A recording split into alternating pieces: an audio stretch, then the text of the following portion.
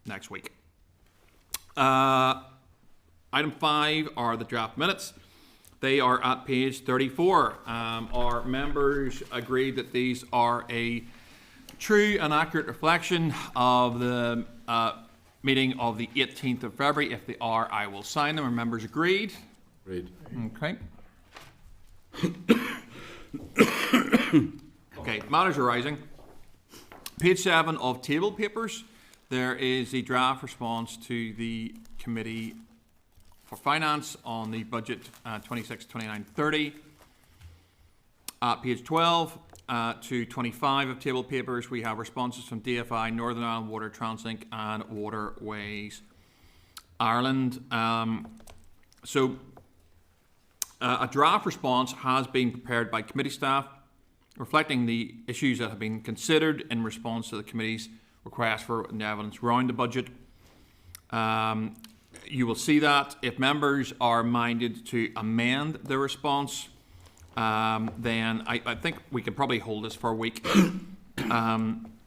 If members are content with that, that's fine. I think, can we say, or does it need to go quicker than that, Michael? Yeah, it's just the requirements of the Committee for Finance. They'll be expecting to receive it this week, if that's okay. That's fine. Do members have any views on the response that's been put together by committee staff, or are we content? Content? Okay. Committee's content to send that back then, Michael. Yep. Page 26 of table papers, we have the clerk's brief on the active travel delivery plan, which was touched on today. We did hear evidence on that.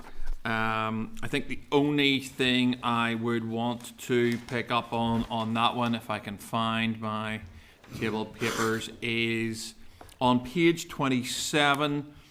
There is a section there that says suggestions agreed by members of the committee on the 18th of February. Leaves it fairly open, but it did say that there was consideration of an active travel champion or independent chair of the stakeholder forum. It'd be my view that, and I'm happy to just put this on the record, and maybe if that could be reflected in what we decide to send back. But I'm not sure I'd want another champion at 75 grand in Northern Ireland. I'd be quite happy with an independent chair of the stakeholder forum. I think they probably would too.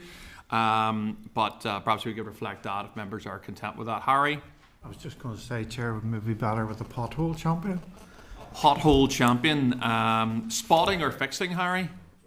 Fixing. And would it be Pothole Harry or Pothole Peter? Who would it be? That's a good question. Well, just suggest the name. Yeah, okay. Perhaps any members of the public who are watching today could suggest a name, suitable pseudonym for said person. Michael, are we content with? Do we have do you want any more on that, or? That's fine, Chair. It's whether members have any other amendments or things to add from what's been captured there. That's all I've got. Other members happy enough? Okay, fine. I'll forward that to the department if members are agreed. Yep. That is fine. And members are agreed to send on those comments to the department. That takes us on the core.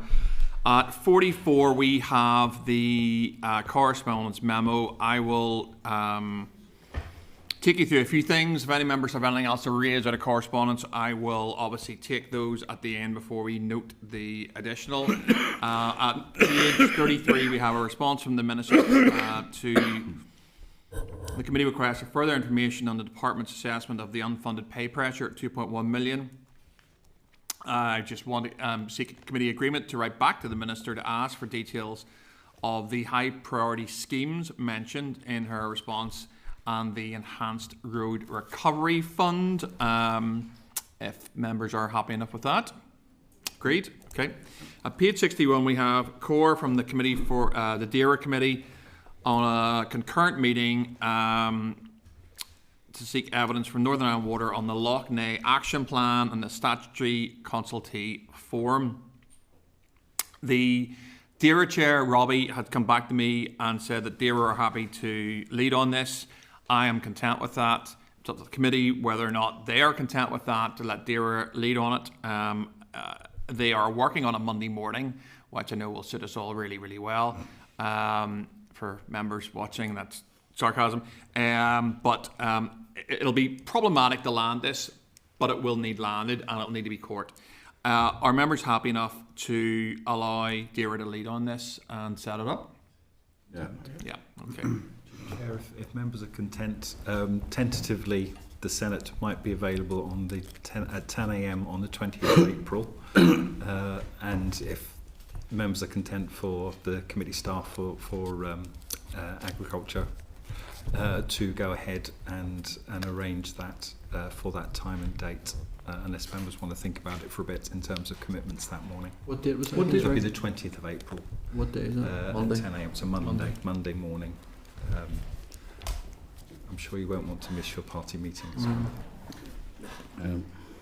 So the question will be, look, it's probably a question for another day. However, the Deirdre, whoever's coordinating it from Deirdre's side will know the pressure on diaries that we have, because we all attend other committees and different committees. It'll be up to, I suppose, Deirdre to coordinate diaries, get a date, get a time that we can be assured is court from both sides. There needs to be enough of us there and enough of Deirdre there to actually hold this. So look, we'll keep members informed as a progress around that. If members are content with that. Chair, just I take it, maybe you already are doing this. I mean, I'm content that you engage with the chair, Deirdre, and keep us informed in terms of the engagement and what's the process and how it best forward. I don't mean meeting as a group, but it needs to be. There's some evidence there of what they're trying to do, but it needs to be. It's not just a meeting for meeting's sake. So no, I'm happy enough for you to have Michael? that. Yes, so there are two issues that that committee has raised. One is the role of NI Water in the Lough Neagh recovery plan, because there's only really one mention of NI Water, and that's in an advisory capacity and awareness raising rather than actual actions. And I think there's concern on that committee. As they just want to ask what they're doing, and the other one was around planning, the planning statutory consultative forum, which we haven't had before this committee, certainly not in my time, and they were wanting to ask some questions of that around planning in agricultural areas, rural areas. No, I've read it there. I'm happy enough. You know, as long as there's something meaningful out of it. No, I understand. Look, that's a context, and I think probably from the Deirdre committee's perspective, this will be a very useful session for them because they won't have the level of varies to question witnesses. That's a context. So, look, I think we got agreement on that one. Regardless, Cahill, just as an FYI, will keep the committee informed as any progress in that around dates and when that lands. Thank you. Okay, page 132 is the core from TransLink, offering to provide oral evidence to the committee in respect of the draft budget 26 to 30. So there may be changes to the draft budget.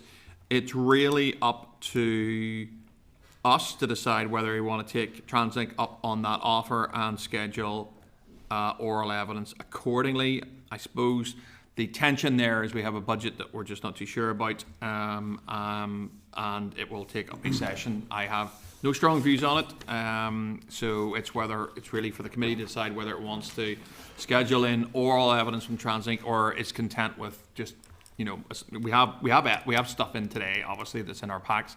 Whether we say to them just give us more detail in terms of written evidence, it's a committee decision. I'll take views.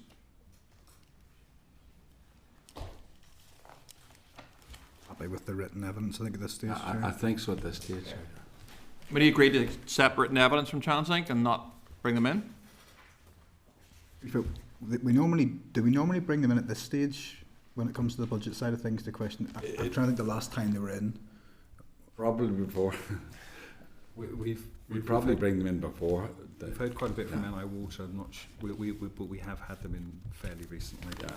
So we've had them in the last 3 months. The new chief but executive. not with the new not on chief, this, so, yeah, not on this, and not with the new chief executive. We had them in October. Yep. The time we get a date, then, Chair, with the new chief executive likely to be in place, potentially, it might be worth I'd bringing say them so. Yeah. to hear. Well, yeah, I mean, we could probably put them in for, I don't know. Well, this is the end of we're going into April next week. I mean, March next week. We could probably put them in for April. Easter. Post Easter. It's up to committee. Are you happy enough with that? I think they're one of the biggest arm's length bodies. It would be good. That would be. They have no money left, apparently. That would be 6 months since we've heard It would. Okay. Chief Executive. I think it would be advantageous. Look, let's put them in for April then. Let's ask them what to do. Okay. Yeah, have enough? Thanks. Okay. Yep. Item 8 is the budget sustainability. I'll pause there.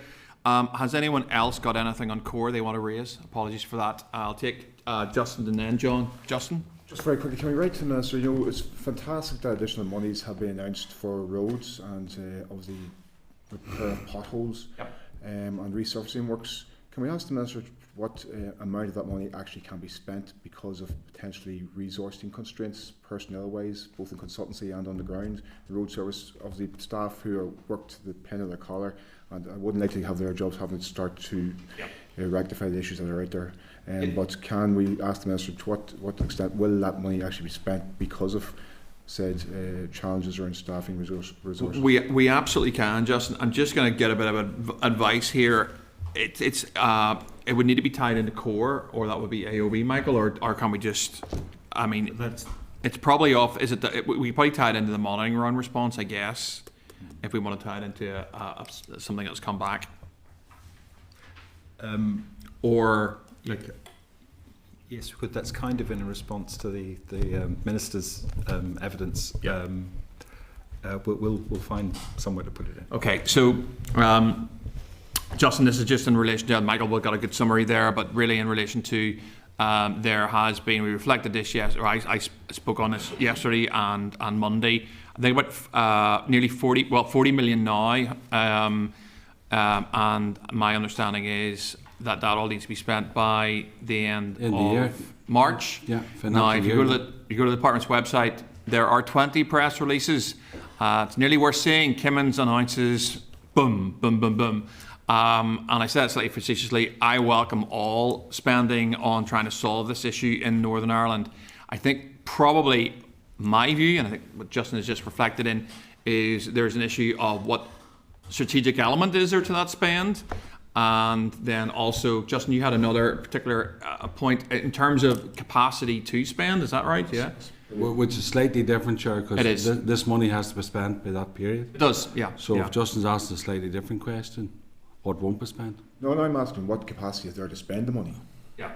So will it all be, is the capacity there, will it be spent? I suspect, I shouldn't answer the Minister's question, but I think I view on that. But it's just the way you phrase the question, that's all. Are you happy enough with that? We said it that way, Justin? I don't mind asking the question. What capacity is there within road service resources to spend the money? Welcome as it is. Very welcome as it is. Fine. No problems. You got that one, John? Thanks, Chair. It's just in relation to the Departmental response on Storm Shandray. Yep. And 57. I believe it was myself and a couple of other members raised this. So I suppose where I was coming from at the time was the difficulty as a local rep and for constituents to get real-time communication on key issues. I've no doubt, and it's alluded to in the letter, about the thousands ongoing incidents, the 300 obstructions on the network, the drainage, the fallen trees, the sandbags that were required.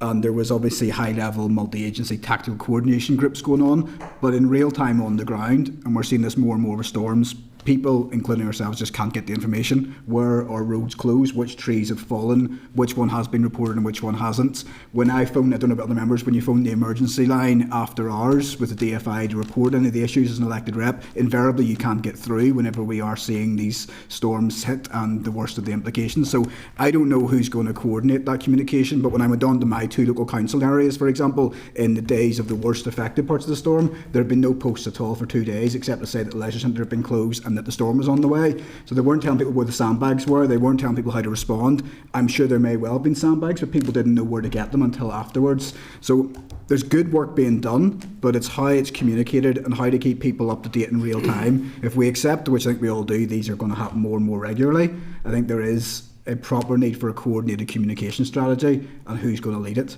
There are divisional Facebook pages within the department, there are council Facebook pages and there are PSNI pages, but none of them were effectively being coordinated to communicate with the public in real time, and that was the original point I was trying to get to. How we best use communication to keep the public updated and to provide safety during these storms. Yeah, well, that's fine. Look, Carl? No, I'll finish one. Look, I mean, the department's response is, we did quite well, and it could have been worse. It's a summary of that letter. I think your point is sound, John. Actually, I think there's a lot of resources the department put in place that really did help in a range of ways. Your issues around communication, and I think that's a legitimate one to pull back on, Cahill. Well, I'm just thinking, Chair, there was groups set up. Council were part of it and everything else. I know resilience groups. I know. I couldn't just think of the resilience groups. So you're right, John. I mean, if there's not, where sometimes you used to be able to get council back on. I'm not saying is the AFI, whoever the lead is on that, to coordinate that. But you're right. In some cases, it may well, Cahill, through the initially when they started out, when they formed the resilience groups, they were quickly so. But it may well be being done well somewhere, but it's certainly not being done well. No, 100%. But it should be right across the board. And then what you find is elected reps are stepping in to try and provide that real-time communication to say where to avoid and what's going on. But I think at the very basic level, there should be an instant communication strategy that steps in, and who coordinates that is down to. And ultimately, that is the AFI, was it not? So there are 50 regional community resilience groups in Northern Ireland, and I think along with what John has suggested, let's get a list of these groups amongst other things, and let's see where they fall within our various constituencies. So at least we have a list of it. But I'm content with the comms piece, where if the committee's agreed to write back and just ask. No, and like I say, if it's the AFI who's responding, you know what I mean, because there could be through those resilience, if there's 50 of them, there could be somebody there who we don't know who. It's a direct contact there, and then, you know what I mean? That's fair enough, Members agree? Yep, happy enough. Anything else coming up from core? Members Sorry, you've got to say that. I was about to say, members agreed to note the rest of the core? Just to agree to send those 2 letters from Mr McNulty from the Deputy Chair. Justin, yes. Justin and John. I think we got agreement. Committee happy enough with that? Enough. Yep. Okay, and we're happy enough to note the rest? Yep. Noted. Okay, item 8 is budget sustainability, and the written evidence that's come in from the department. Page 186 is the sustainability plan, and covering letter from Medallo, and at page 188 is the sustainability plan and the plan itself. This provides an overview of the forecasted requirements for the next 5 years, and the department has already indicated that these will be difficult. And obviously, this is in the context of the draft allocations in the draft budget. Look, committee may want to receive oral evidence from departmental officials on the 5-year plan, and on how that's going to impact on spending going forward. So I would suggest we do take oral evidence from the department on this, and we schedule that into the forward work programme. This is an important piece of work. So our members agreed that we bring in departmental officials regarding that. Item 9 is the budget. Much talked about the spring supplementary estimates over the last couple of days on the floor. You will see the written evidence there. We had the spring supplementary estimates debate on Monday. We had the vote on account. Then we had the budget bill on Tuesday. Now, the SSE memorandum was received by email from the department on Wednesday the 18th at 7:30. And therefore we could not consider it in advance of the supply resolution debate. The memorandum, however, was dated and signed electronically by the interim Perm Sec on the 5th of February, and had it been provided the committee on that date, it could have been formally considered prior to the debate, which would be normal practice.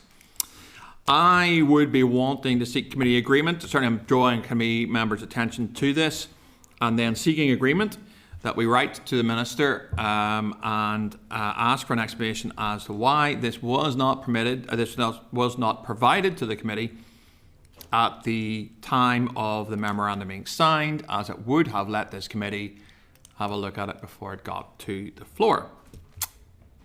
Members, any views on that, or are we agreed?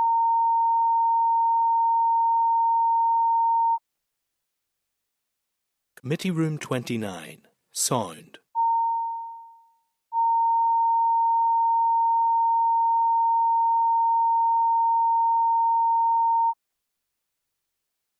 Committee Room 29, Sound.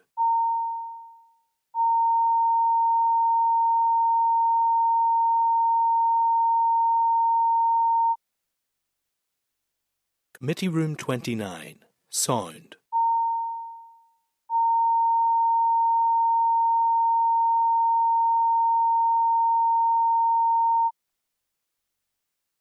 Committee Room 29, Sound.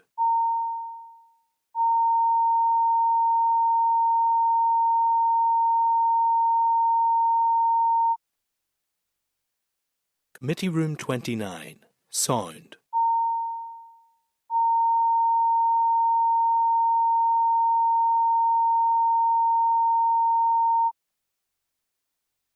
Committee Room 29, Sound.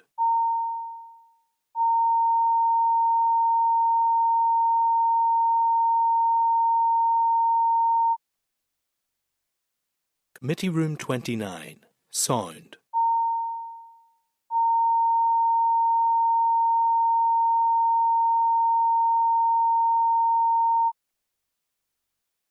Committee Room 29, Sound.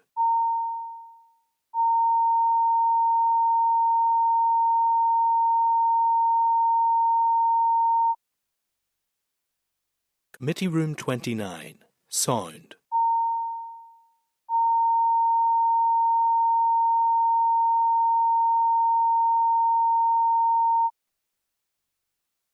Committee Room 29, Sound.